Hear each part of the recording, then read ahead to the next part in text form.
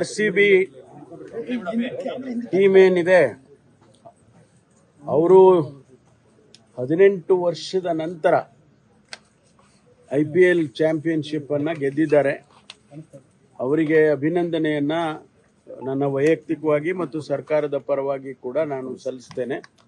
ವಿಶೇಷವಾಗಿ ಕೊಹ್ಲಿ ಅವರು ಇಡೀ ದೇಶಕ್ಕಷ್ಟೇ ಅಲ್ಲ, ಇಡೀ ವಿಶ್ವಕ್ಕೆ ಒಂದು ಮಾದರಿಯಾದಂಥ ಕ್ರೀಡಾಪಟುವಾಗಿ ಇವತ್ತು ಹೊರಹೊಮ್ಮಿದ್ದಾರೆ ಅಂತ ಹೇಳಿ ಸಂತೋಷ ಆಗುತ್ತೆ. ಯಾಕೆಂದರೆ ಅವರು ಟೀಮ್ ಗೆದ್ದಂಥ ಸಂದರ್ಭದಲ್ಲಿ ಆಡಿದಂಥ ಮಾತುಗಳನ್ನು ಗಮನಿಸಿದರೆ ಅವರು 18 ವರ್ಷ ಒಂದು ಟೀಮಿಗೆ ಆಡಿದ್ದು ಎಲ್ಲ ಕ್ರೀಡಾಪಟುಗಳಿಗೆ ಒಂದು ಸಂದೇಶ ಕೊಡುತ್ತೆ.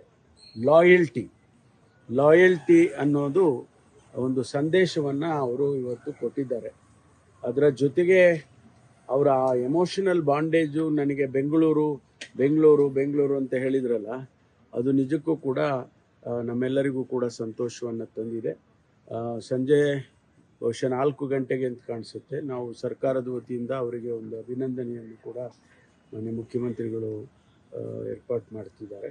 ಹೇಗಿರುತ್ತೆ ಸರ್ ಗೊತ್ತಿಲ್ಲ ರೂಪುರೇಷೆಗಳು, ಅದಕ್ಕೆ ಹೊರಟಿದ್ದೆ ನಾನು ಈಗ. ಯಾಕೆಂದರೆ ಪೊಲೀಸಿದು ಎಲ್ಲ ಅರೇಂಜ್ಮೆಂಟ್ಸು ಅದೆಲ್ಲ ಮಾಡಬೇಕು. ಎಲ್ಲಿ ಮಾಡೋದು ಅಂತ ಏನು ತೀರ್ಮಾನ ಮಾಡಿದ್ದಾರೆ ಮುಖ್ಯಮಂತ್ರಿಗಳು.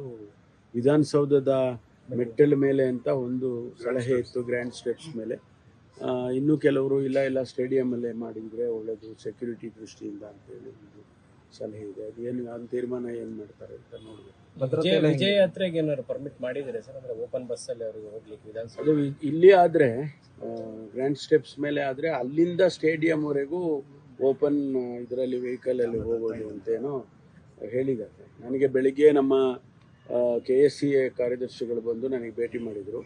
ಈ ರೀತಿ ಮಾಡಬೇಕು ಅಂತ ತಿಳ್ಕೊಂಡಿದ್ದೀವಿ. ಮುಖ್ಯಮಂತ್ರಿಗಳು, ನೀವು ಮತ್ತು ಉಪಮುಖ್ಯಮಂತ್ರಿಗಳು, ನೀವು 3 ಜನ ಬರಬೇಕಾಗಿ ಅಂತೇಳಿ ಅರೇಂಜ್ಮೆಂಟ್ಸಿಗೆಲ್ಲ ಸ್ವಲ್ಪ ಸಹಕರಿಸಬೇಕು ಅಂತ. ಪ್ರೀ ಮೀಟಿಂಗ್ ಏನಾರು ಇದೆಯಾ ಸರ್? ಅದೇ ಈಗ ನಾನು CM ಹತ್ರ ಹೋಗಿ ಮಾತಾಡಿ ಏನು ಅರೇಂಜ್ಮೆಂಟ್ಸು, ಪೊಲೀಸ್ ವತಿಯಿಂದ ಏನು ಅರೇಂಜ್ಮೆಂಟ್ಸ್ ಮಾಡಬೇಕು ಅದಕ್ಕೆಲ್ಲ ಮಾಡೋ ಏರ್ಪಾಟ್ ಮಾಡ್ಕೊಳ್ತೀವಿ.